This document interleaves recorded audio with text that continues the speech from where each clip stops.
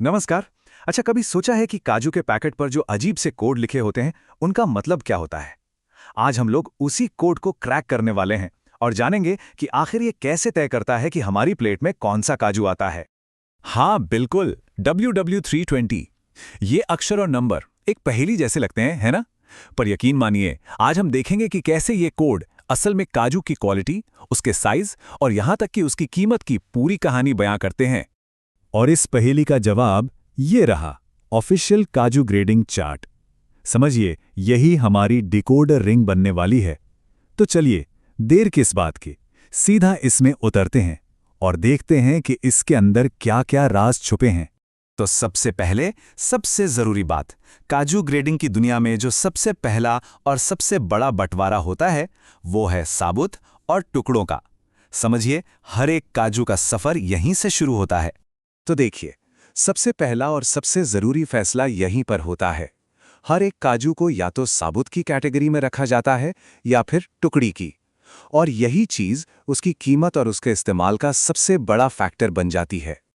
ठीक है, तो अब जब बेसिक्स क्लियर हो गए हैं, तो चलिए अब असली मतलब प्रीमियम चीज की बात करते हैं, यानी कि साबुत काजू। साबुत काजू को ग्रेड करने के लिए ना बस दो ही चीजें देखी जाती हैं। पहली उसकी क्वालिटी, जो उसके रंग से पता चलती है, और दूसरी उसका साइज। बस इतना ही है। तो चलिए अब इन अक्षरों को डीकोड करते हैं। WW का मतलब है होल व्हाइट, मतलब एकदम सफेद, यह है टॉप क्वालिटी। W का मतलब है कि काजू थोड़ा कम सफेद है, शायद हल्का पीलापन लिए हुए। और S का मतलब है स्प्रिंकलर, इसका मतलब है कि काजू पर हल्के धब्बे या धारियां हो सकती हैं। क्वालिटी में ये भी अच्छा है, बस दिखने में एकदम परफेक्ट नहीं है। तो ठीक है, क्वालिटी के लिए तो ये लेटर्स हो गए, लेकिन उन नंबर्स का क्या? ग्रेड में जो नंबर होते हैं उनका क्या मतलब है? चलिए आगे बढ़ते हैं और इसे भी समझते हैं। तो ये जो नंबर्स है ना, ये असल में साइज बताते हैं। ये नंबर दिखाता है कि 1 पाउंड यानी करीब 450 ग्राम में लगभग कितने काजू के दाने आएंगे। और यहाँ एक मजेदार बात है, नंबर जितना छोटा होगा काजू उतना ही बड़ा होगा। जी हाँ, उल्टा हिसाब है। जैसे कि ये नंबर देखिए, 180। ये एक छोटा नंबर है। इसका मतलब हुआ कि 1 पाउंड में सिर्फ 180 दाने हैं, यानी हर एक दाना कितना बड़ा होगा।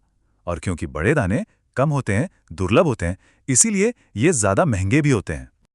और अब इसकी तुलना में देखिए 450, जो एक बड़ा नंबर है। इसका सीधा मतलब है कि दाने छोटे हैं, इसलिए 1 पाउंड में ज्यादा दाने आ गए। ये वाले ज्यादा आम होते हैं और उतने प्रीमियम नहीं माने जाते।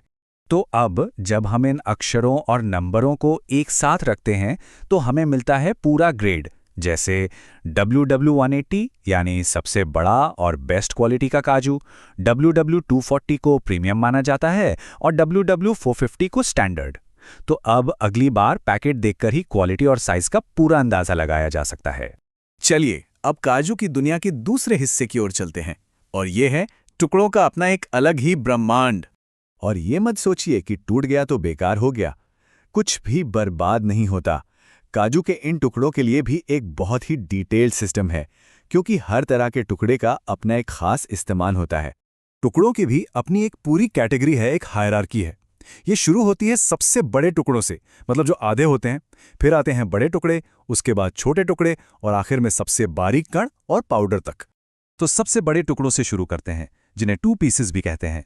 इन्हें JH यानी जंबो हाफ सीरीज में ग्रेड किया जाता है। ये वो काजू हैं जो प्रोसेसिंग के दौरान एकदम सफाई से 2 बराबर हिस्सों में टूट जाते हैं, और ये अब भी काफी कीमती माने जाते हैं। इसके बाद आते हैं इनसे भी छोटे टुकड़े। इनको भी इनके साइज के हिसाब से बांटा जाता है, LWP यानी लार्ज व्हाइट पीसेस और SWP यानी स्मॉल व्हाइट पीसेस जैसी कैटेगरीज में। और फिर हम पहुंचते हैं ग्रेडिंग स्केल के बिल्कुल आखिर में, और यहां देखिए, बेबी बिट्स और यहां तक कि काजू पाउडर की भी ग्रेडिंग होती है। ये कमाल की बात है ना, कि मिठाई और ग्रेवी में इस्तेमाल होने वाले इन छोटे छोटे कणों को भी कितने ध्यान से कैटेगराइज किया जाता है।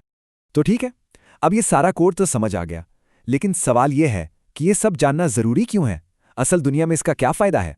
तो देखिए, सबसे जरूरी बात तो ये है कि ये सारी जानकारी हमें एक स्मार्ट खरीदार बनाती है। यही ग्रेडिंग सिस्टम है जो कीमत तय करता है और क्वालिटी की गारंटी देता है।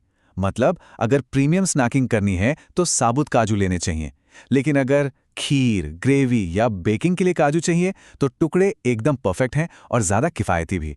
मतलब अपनी ज़रूरत के हिसाब से सही चुनाव करना आसान हो जाता है।